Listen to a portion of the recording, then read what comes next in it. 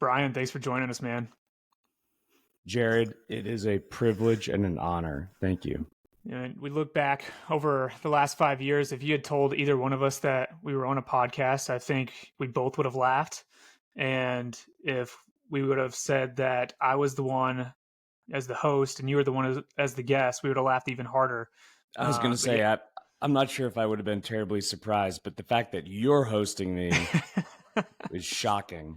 I don't know if you saw in the announcement, Ashley Kent, who I had on last week, commented when we announced on LinkedIn. She was like, "Never thought I'd see the day," and I, was just straightforward with her and said, "Neither did I." But here we are. So, we'll see how it goes and how consistent it stays. But I'm excited about it. You never do anything halfway. That's right. I'm confident you'll be successful. Well, man, I've been trying to think about. I've been doing personal introductions for the folks that I have a personal relationship with, and so far out of the folks that I've interviewed, yours has been the most difficult because you have been such an incredible mentor and friend to me over the last 5 years. And so as I thought about it, I was like, well, you can't say too much more than that, and to just express thank you. So once again, you're here today, being a friend and a mentor and helping me on this new journey. So thank you for all you've done and, for everything you continue to do. My cup runneth over, Jarrod. You're too kind. It's been a pleasure getting to know you and working with you. So always happy to help. Well, dad, husband, former attorney, real estate professional, executive headhunter, family office member, health and wellness enthusiast. Is there anything that Brian C. Adams does not do? There's a lot that I don't do. I think an important part of that is an understanding that there is no, it is all zero sum. In other words, you only have X amount in the bucket to give. And you can be certain things and you can prioritize certain things, but it only comes by sacrificing other parts, right? And I think that's an important realization of you can do all these things, but it has to come from somewhere. There's only so much time and energy in the day. So I think you kind of have to be able to step in and out of those roles and those identities. And that's been an important realization for me recently as well. Yeah. And it's been a theme so far in the interviews that I've done, to be honest, and on the podcast that I've done. I was expecting, as of now, I've been interviewing, business owners, people that have went down the entrepreneurship journey. I'll incorporate some personal finance and investing and maybe dabble in a little bit of health and wellness. But so far, that's kind of been the main niche. And I was expecting the goals, the vision, the high level reaching aspect of the conversations. I don't think I was expecting as much the boundaries conversation across everyone. And so since we're there, what's been helpful for you in terms of coming to that realization of setting boundaries and making sure that you're not overextending yourself? I have become a strong believer that there are seasons of life and that things are episodic. And what I mean by that is when you're starting a business, that should be your priority. I think you can sprint really hard for 3 to 5 years, but it's hard to sustain that afterwards, long term. I think that's why you see businesses kind of have that evolutionary cycle to them. So when you think about boundaries, it's really more priorities. So right now I'm 41, my boys are 10 and 7. I've just started this new enterprise or entrepreneurial journey. And I've talked to my wife about this recently. Until our kids are out of the house or like late high school, it's just going to be all out. Like there's no downtime. A lot of my personal things, like if I were to try to have a hobby or if I wanted to get into something that was pretty time consuming. It's just not going to happen for the next 10 years until my boys are kind of driving and a little bit more independent. And that's okay. But it doesn't have to be like that forever, right? There are seasons of life. And this chapter that I'm in right now is just like full on. There is no time. I think the trick is you have to do just barely enough to stay engaged on some of those things that you want to do when the next chapter comes, that you don't become so far removed from it that it's impossible. In other words, when you look out, and when I look out at when I'm 75, what I want my life to look like, I want to be married. I want to be in good health. I want to have a good relationship with my friends, with my children, with my family. To get there, I have to be successful financially, but I can't get divorced. I can't lose touch with my kids. I can't have no friends, and I can't have no hobbies, because when I think playing golf or tennis or skiing or being outside with my kids, it involves some type of shared activity probably. So I have to do enough that those remain a possibility, but they just can't be the priority for me right now because I need money to achieve all of those things down the road. Does that make sense? Yeah, I mean, I think it makes a ton of sense, and it's also a very realistic way of looking at it. I had another guest on who said when we were talking about work-life balance, don't think of it so much as in your day-to-day or even your week-to-week, right? What, are you getting outside every single day or doing, a specific activity any given day? Think of it more of the seasons of life, which I think relates to that. Maybe you just explained it a little bit more in depth, which is important. So thank you for that. So what is, you mentioned that you were starting this new enterprise. What is kind of the genesis of this enterprise, and what is, next for you in this season of life? Yeah, so I'm doing family office executive search. We're a retained search firm, so recruiting. The way it came about, I've been, as you know, doing real estate for 10 or 11 years and raised about 270 million. You probably know the number better than I do, of what would be referred to as like retail investor capital. So think 25, 50, $100,000 plus checks. It was a great business and I was good at it. I think there just came a point where I just got, to use a cliche term, like burned out or had trouble getting motivated to continue to raise that kind of volume. So that was one thing. And to our earlier conversation, I think every 3 to 5 years, you need to kind of reinvent yourself. And I had done that twice within the real estate industry. And so maybe it just was a turning of the wheel. Simultaneously, my father had some health issues, some early kind of onset dementia issues. And it made me reevaluate my rationale behind starting some of these real estate firms, which was to gain his, I wanted him to be proud of me. And I'm not sure that that's ever achievable given what's going on with him. So it made me rethink my motivation behind doing more real estate deals, honestly. Because I'm not sure that validation will come. Or if it does, I don't know how meaningful it'll be, considering his state of mind. Added on to that, it was a longer story, but I got recruited by somebody locally to help them start up a family office search group, kind of a de novo line of business for this other firm. And so I didn't know anything about search. I asked around, learned about it. It's a pretty interesting business, honestly. And I found this woman called Linda Mack. She is regarded as the best in the business. All of the legitimate family offices or people in that world that I called to explore this avenue all said Linda was best in class. And I said, well, I know Linda. So we started talking.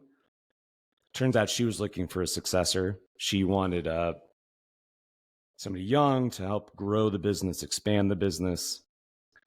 So that really matched up well. And I think the broader lesson here is when I talk to people about this and I ask them for advice, like, hey, I'm thinking about looking into this business. What do you think? And this is where YPO was really helpful. Pretty much uniformly across the board, everyone said, this is a no-brainer for you. You need to do this. It matches what you like to do naturally, which is make introductions, help people, refer people. I really want to make sure I know everybody in that world with what the need is in the marketplace, which is really talented C-suite executives for these families. And when you can match passion with need, that's a really wonderful place to be in terms of your professional life. And so that was very reaffirming across the board. And I would, to kind of tie in the health part of it, I've been sober for 6 months now, something like that, a little bit over. I really think that has allowed me to leave a lot of doors and windows open that otherwise maybe I wouldn't have, and to be able to step through them and explore these other opportunities in the world. And so I'm really thankful and grateful that I'd made that choice, because I think it allowed me to look clear-eyed at what the possibilities could be for this new endeavor for myself. Yeah, no, I mean, I think that makes a lot of sense and was also very genuine and authentic, which is the whole purpose of the podcast. So thank you for sharing that and for sharing your story and your journey. What was sticking out to me as you were going through that, and something that I still laugh about to this day about how I came into contact with you, is personally I was in public accounting, was focused on, that whole journey, and then all of a sudden this job opportunity comes out of nowhere at, a moment where I probably needed it without realizing it, and I just jumped on it and moved forward full steam ahead. And then here we are 5 years later. It kind of sounds like it was a little bit of the same for you, right? You're having this successful real estate career. This opportunity presents itself, and now you're full steam ahead, going down a different career path than, what you have been over the last 10, 11 years. What would you say to, the person that is in a job that they don't like, or is starting a business and is having a really difficult time getting it off the ground, whatever it might be, in terms of, being ready for opportunity when it presents itself? I think you have to be open to, I'm going to put my woo-woo tinfoil hat on. I think the world creates some type of vibrations, and people have different vibrations, but unless you're open to them, it's going to be really hard for you to pick them up and to internalize them. And so for me, not drinking has been super helpful, because I feel like I pick up on more things, and I've put myself in positions to be open to them, right? So attending conferences, going to networking events, being curious about people genuinely and helping them. I think when you put that energy out in the world, you get it back, but it comes in weird ways, right? And so you are rewarded by putting yourself out there, especially when it's uncomfortable. And I'm no different than, I hate this term, but like the serial entrepreneur. It was funny, actually, I was going to call you. I got my first, I'm technically an employee for this firm. And so I got paid, but the numbers weren't right. And I was like, what is this? I don't think the numbers are correct based on what I was told. And my wife was like, dude, they withhold taxes for you. Because I hadn't gotten a W-2 since 2010, maybe. Yeah. Right? Like, I just didn't think about it. And I was like, oh yeah, you're right. I'm stupid. I've been getting K1s my whole life. So I think to go back to what I was saying, that it can be super scary. And I am no different, even though I've been doing this in like eat what you kill mode for 12, 14 years. I catastrophize all of these choices. Like before I came on full time, Jan 1, I was convinced that I would be like dead broke. My wife would leave me. My kids would think that I was a scumbag.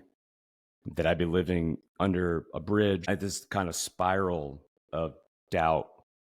Like those moments come and you just got to kind of live in them and with them. And it's been really helpful because now that I interact with substantial wealth, people with access to multiple billions of dollars, they have the exact same fears.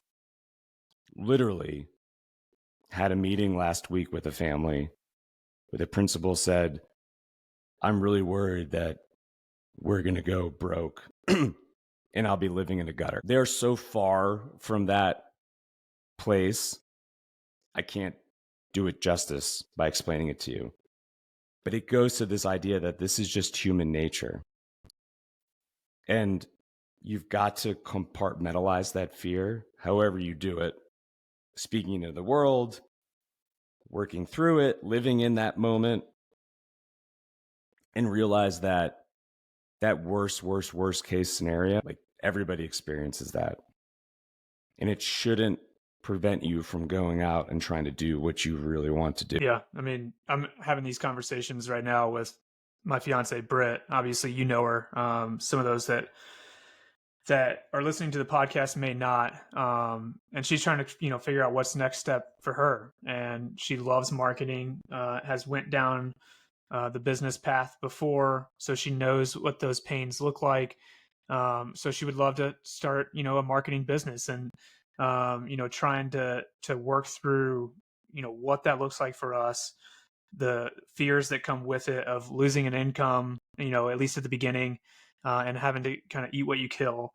And those same conversations, that I have with her are probably the same conversations that you're having with these larger families. And I want to get into what a family office is for those that don't know here in a minute, but I did want to take a step back and go back to what you were saying about the vibrations, having curiosity, and putting that energy out there, and specifically tie that to your networking skills, because that was going to be one of the main drivers, main points to take away from this podcast episode anyway, is you're one of the most well-networked people I know. It's hard for me to go out into, in a business environment within Nashville and not have someone say, oh, do you know Brian Adams? Or, oh, you work with Brian Adams, whatever it might be.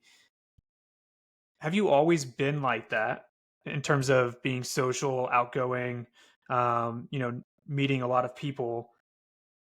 If so, or if not, I guess, how did you get there? And how does that relate to that curiosity that you were talking about and just going out there, not having fear, putting good vibrations out into the energy and it coming back to you over the course of a 10, 15-year career? I was not always like that. I actually am a fairly introverted, insular person. I talk to my therapist a lot about this, but I grew up in the middle of nowhere, kind of similar to you. We don't have a stoplight in my town, quote unquote, where I grew up. And my parents both worked a lot. So for most of my life, I was alone. And I feel super comfortable being alone. And when I go to events, if the event is over 25 people, I find it very overwhelming and paralyzing and scary, honestly. So I was not always like that. But what I realized when I got into business, for just an umbrella term, the one differentiator I could bring to the table was kind of just mass volume and effort when it came to networking. And what I realized was, and I've said this on other shows and whatever, but I was not going to be the smartest, savviest person. I didn't have the best educational background. I mean, I went to great places, but in my world, it was not kind of Ivy League, HBS kind of stuff. And I didn't have the pedigree necessarily compared to a lot of these other guys, but I would be able to outwork them and know everybody. And when I first got into the fundraising business, I would do 5 meetings a day and 10 phone calls a day was my goal every day. And it's just the sheer volume and force of will. And every single person I met, I tried to make 3 introductions for them, 3 referrals, whatever be helpful. And once you just kind of grind through that, at a certain point, you just become known in your community, in your world. And people start coming to you, and you create this really cool flywheel effect. And I didn't fully understand it or appreciate it. But to dovetail into what I'm doing now, another big realization I've had is even folks who have achieved huge success, I think especially now, the rooms change, like where you are in the hierarchy or the rooms that you're trying to get into, the event you're trying to attend or whatever. But the people who are really do well, they network like you wouldn't believe. I think most of us see these folks and like, oh, he or she's a billionaire, or they're famous. We see them on television. But I promise you, most of these folks, they are cold calling, cold emailing, cold messaging, attending events, network with anyone they can, and they're always trying to achieve that next level to get into that next room. And there's no end to it. This is just part of this conversation. And I found that to be hugely rewarding, frankly. The ability to like help people navigate through these different spider webs. I don't know, for whatever reason, I have the ability, I think James Clear in Atomic Habits talks about this. Your superpower is not necessarily what you are exclusively good at compared to others. It's what you don't mind doing that other people hate doing. Like, I don't necessarily love doing all these calls and meetings, going to these conferences, but like, I'll do it, and I will do it consistently. And I will always follow up. I will always make these introductions. I will always take your call. I'll always take your meeting. Most people would do this for a week or two and they say, this is ridiculous. Like, I can't manage this volume. I have the ability to just grind through them. Yeah. And I think that's what's differentiated me. It's maybe not easier for you necessarily, but there's a certain pain tolerance there that you're willing to withstand within this subject matter. Is that fair to say? Yeah, I mean, think about when you were doing tax work. Mm-hmm. Like, I couldn't do it. I could do a day and I'd say, like, I'm out. I'm quitting. Like, I don't want to do this. But you were pulling 100-hour weeks for, I don't know, months, right? Yeah, 13 weeks straight. Whatever. Like, that's horrific. But yeah. you probably didn't love it, but you did it, right? Right. But very few people would be able to have that ability to do that type of work for that type of volume. It's hard. Yeah, for sure. Very unusual. And obviously there's people that make a career out of it on the, public accounting side or, whatever. But I think that's an amazing way to look at it. I obviously, this, grew up in small business world. All of my grandparents were entrepreneurs. 3 out of the 4 of them were in some sort of sales. So I grew up in, the sales environment. It's not about what you know, it's who you know. I don't think I really appreciated it though until, I joined you and Excelsior and saw everything that goes into it. Just because I was used to outworking folks in other ways, or maybe, just having a pain tolerance in other ways as you were mentioning it. And it's been really fun to watch you and learn from you over these last couple of years. For those that don't have that ability, but they're in the entrepreneur world and they're really good at doing something and that's just not it, they still need to network. What are kind of your top 3 tips that you would give to them in terms of walking into a room? It can be confidence level, mindset. It can be, an activity that they need to do or steps that they need to take as soon as they walk into the room, whatever. What are your top 3 tips or something that you try to do as you think about it, as you're walking into a networking event or, some sort of social environment? Yeah. Your biggest rate limiting factor is your time. And as you get older, your time degrades because you're on the second half of the golf course. And you also realize that the more assets you have personally under management, and those could be like political capital, personal capital, money capital, network capital. As that expands, your time becomes more valuable. So you need to be thoughtful about how you do this. I think most people, kind of like raising capital, they just shotgun it. It's like, oh, I'll just start meeting with people and whatever. You need to have an end game here. Like, what is the goal I'm hoping to achieve and how do I achieve it? So be thoughtful about the events that you attend and have a plan.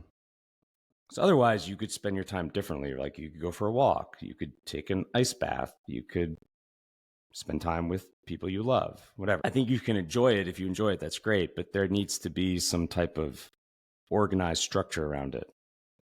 And so for me, when I go to an event, I'm trying to pull 5 business cards, and we can go into like super small tricks and tips and that kind of thing. But I just think directionally, when you walk into the room, understand that everybody else feels as awkward as you do. And it's horrible for everybody.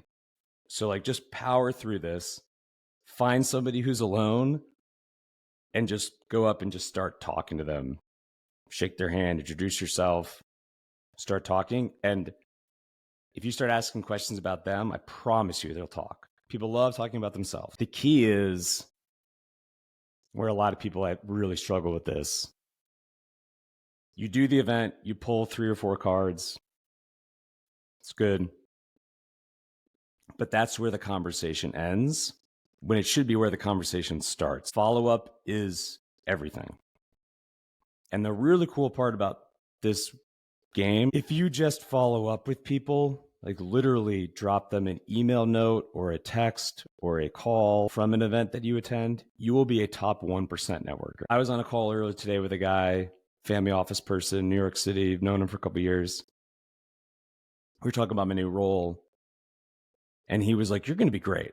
And I said, "Well, what makes you say that?" He said, "Dude, you just always do what you say you're going to do. And you stay in touch. And you always answer my emails and follow up, and we talk." It's like, and you're a nice person. That's 99% of the whole thing. And I think he's right. Yeah. I think he's 100% right. I think that's, an important point. You hear all these tips and tricks, like you said, getting into the nitty gritty. But if you know why you're walking into the room, what you want to walk out with, and then you follow up, that's, you're there, right? For me, an added step that I would throw in there is that I've noticed that social events to me are energy drainers, not givers. And so it's important for me to make sure that the activities that I do around an event are put me in a best position to be at a high level of energy, to where when I walk in the room, I'm not, already cup, half full, and I get drained pretty easily. For you, and I was actually just talking about this the other day with one of our colleagues. I can remember going to an event with you, us driving over there, and you being like, "Man, I don't have it. I'm just not there today." And us hardly talking in the car on the way there. You walked in the room, switch the flip the switch, excuse me, and you were peak Brian Adams. Is there any tips that you have for folks, like myself, who really need to walk in there with full energy, and there's just days where you don't have it? And this could be anything, right? This could be just going to work on a general day.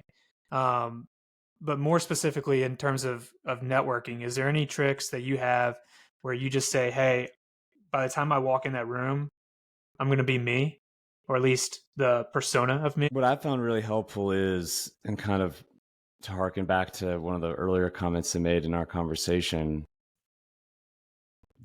your life is a zero-sum game. When you're spending time doing this, you're not spending time doing that. And so I think you need to really value your time. And so for me, when I think about, whatever the statistic is, but 85% of all the time I'm going to spend with my children will be before the age of 14.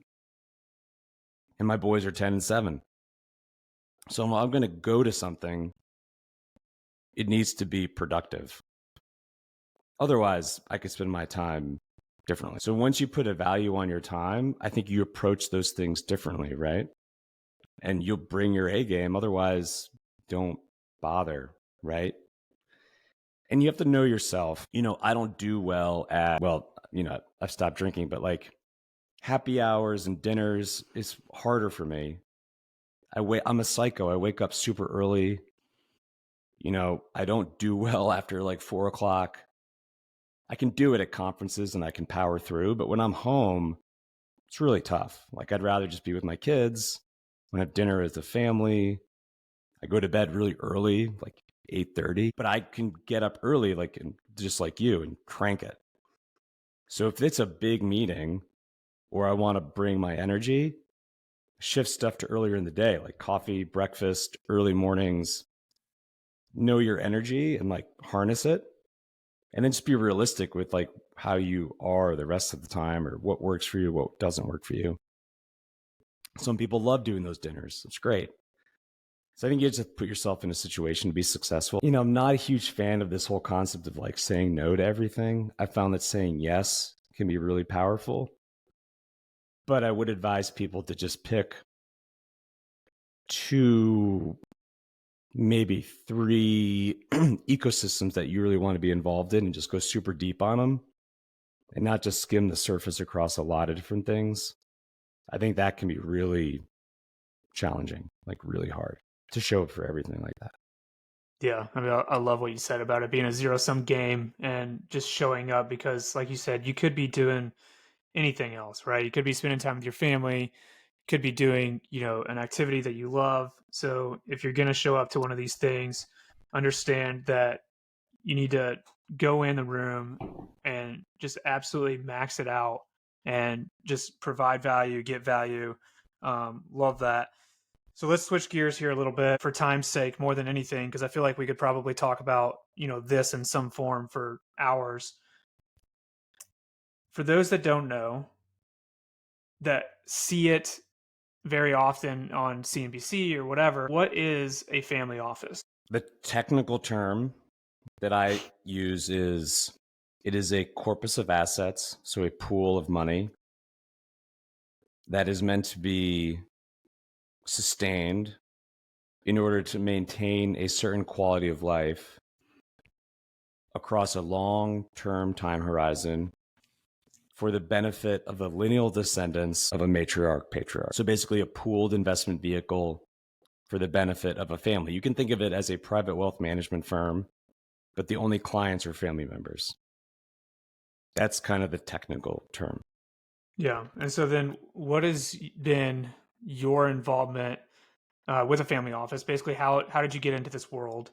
And then thinking about your new role, what problem are you trying to solve for? So I married into a family of affluence. So my wife's family has a family office based here in Nashville. I didn't know what that term was when I married her. I didn't understand it until she made the disclosures for our prenup negotiation. And I just found it fascinating. And I've come to be a big believer that this country is run and is fueled by small, medium, and privately held businesses. I think it's the lifeblood of the country, and it's part of the history of the entire US. And I think it's what drives innovation, is private enterprise. So you can think of these family offices as essentially, private investment company. The problem we're solving is matching the human capital and the staffing needs with these families who don't have the expertise in human resources. So in other words, these enterprising families need executives to help run their companies, and they might be really good at making widgets. That might be their company. We bring the market to them of really talented candidates that can help them continue to drive value for their family members. And to go back to our earlier conversation, we save them time. If you're a multi-billion-dollar family and you need to hire a president, CEO, you probably have a great network. Like we talked about, these people know a lot of people, but the time and effort and energy it would take for them to identify that talent and run that process, it's not a good use of their time. And so we come in there, work with them, and help them source the best slate of candidates in that universe.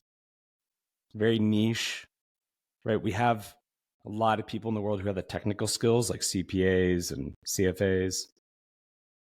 It's really the qualitative culture fit, because you're not just working for a private equity firm or a private company. At the end of the day, the family members are your clients. And so to have the EQ married with the technical expertise is hard to find. And so we help them navigate those waters.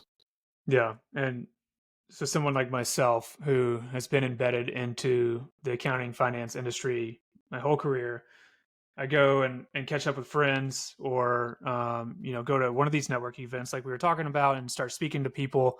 And they say, I'd really like to get into the family office space. It's become this highly sought after career choice for a lot of folks. What are some recommendations you would have to or give to, these individuals that have the background, they've heard a lot about it over the last couple of years, and are highly interested in it for whatever reason that might be, want to break into it, they just don't know how? First off, call me, because everyone loves CPAs. We've got a couple of roles right now that would be a great fit for somebody.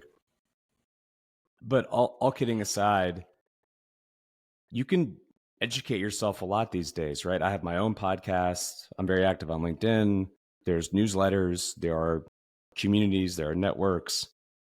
You can learn for free about what family offices are and what they do and how they work. But you need to approach it from a service mindset. And your question is the right one that you asked me initially, which is, what problem are you solving? I learned that from you. It's a good sales tactic. The transfer of value of time and money for a product, I think ultimately has to be solving a pain point. And so for this public accounting person who has been at XYZ shop for 10 years, and like, instead of just doing the work product, take a little bit of time in your day to talk to your clients about what's keeping them up at night. Yeah, and they don't train that. You're right. If you can articulate that when you talk to me and you say, listen, like, I can help put together the work papers. I can help organize XYZ inside this family. I can help them from a tax perspective. It's great. People love CPAs. They trust them. But if you can say, oh, and I also think these are the 5 biggest challenges facing affluent families today, and here's some solutions I have for them and how I think they can do things better, this is a different conversation. Yeah, for sure. And that goes for folks, and just in terms of your career outside of family office, right? Like Brian said, if you can solve a problem, and like I mentioned, I learned this from Brian. Every conversation that I go into, I try to come to it from a perspective of, what problem can I solve for this person? And I for was those on of the you, phone. I was on the phone earlier today with one of our investors. He was congratulating me on the move. Great guy. And I said, listen, like, I'm still here. Let me know if you need anything. Call me. And he's like, Brian, honestly, I don't know what I would call you about. I've been doing alternatives in private equity my entire career. You're the most transparent, communicative, highest quality reporting firm I've ever dealt with. I don't know why I would ever call you, but thank you. And I think you just told me what the problem is with all these other firms that he's worked with. Right. Right. And for those of you that are interested in how we got to that point, I've been on Brian's podcast a couple of times where we've talked about it. So go check out some of our episodes together on the Capital Club podcast, because we dive into that pretty deep. To tie this all together, like, you've got to be curious about what the investor journey is, and you've got to care. Yeah. And you and I got really deep on this, super granular. Like, okay, we're going to map out this whole thing. How can we make it easier, better, more efficient, more transparent every step of the way? automated, third party, whatever, because we were super curious. Like, what does this look like? So you've got to have some type of curiosity, and then you've got to have some ideas, and you can't be afraid to go out and try. I mean, we tried stuff that didn't work, but a lot of it did. Yeah, and that's been a common theme across the episodes of the podcast that I've recorded so far too, is taking risks, being able or being willing to try things that may not work, right? Extending yourself to a point where, hey, if this works, it's going to be great. If it doesn't, that's okay. I'm going to be fine. I'll move on, try something different. We came across that a lot on the marketing side and A/B testing, and things like that. And I think it's just an important mindset to have for those of you that are in business, is that, you're obviously taking a risk on yourself. It's incredibly challenging to be in business, working for yourself. It can be lonely at times, but putting yourself out there, taking risks, not only in doing so, but in terms of growing your business, in terms of bettering your business, all important things to think about. You mentioned your podcast, and I think I brought it up as well. What are some other ways? Obviously, you have like the premier, what I would consider, or at least that I know, you have like the premier family office podcast, right? Like a lot of the things that I've learned about the family office space, I've either learned from our conversations directly, or through listening to your podcast. Go ahead and start kind of wrapping it up for time's sake. But what are some other ways that, folks can get plugged into the family office world, or, where can they find you? Yeah, I'm super active on LinkedIn. Just Brian C. Adams. Look me up at Mack International. Podcast. Appreciate the call out. Capital Club. A lot of fun.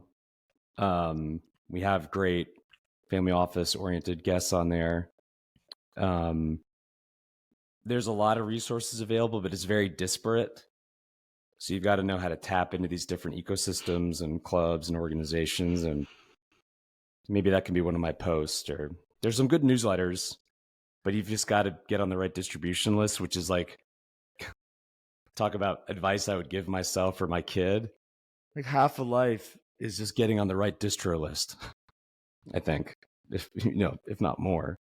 And I know we have to wrap for time, but I think I want to go back to the point you made earlier just now. If you look at the outputs of your life and you're not happy with them, how you look, how you feel, how much money you make, people you are with, relationship, spiritual life, you can change them by the inputs. It took me a really long time to realize that I didn't just have to live a certain way. You might not like some of the choices you have to make to have those inputs, but I promise you, if you assess yourself and you're being real and you educate yourself, and you want to change those outputs, you can alter your inputs and it will make a difference in your life. Man, I had like 3, 4, 5 other topics that I wanted to talk about, and we didn't get to it, so we may have to do this again and dive into some of those. But I think that's the perfect place to end it. Talk about ending on a high note. Brian, thank you, man. I gave you a shout out on, I don't know if you've listened to it or not, but the teaser episode, I gave you a shout out on there. Our conversations are always incredibly impactful. You mean a lot to me. You've done a lot for me. Thank you for all you do. And thank you for doing this episode of the podcast. We'll do a part 2 for sure. There we go. Kudos to you for doing this, man. Got to extend yourself, put yourself out there. Thank you, sir. My pleasure.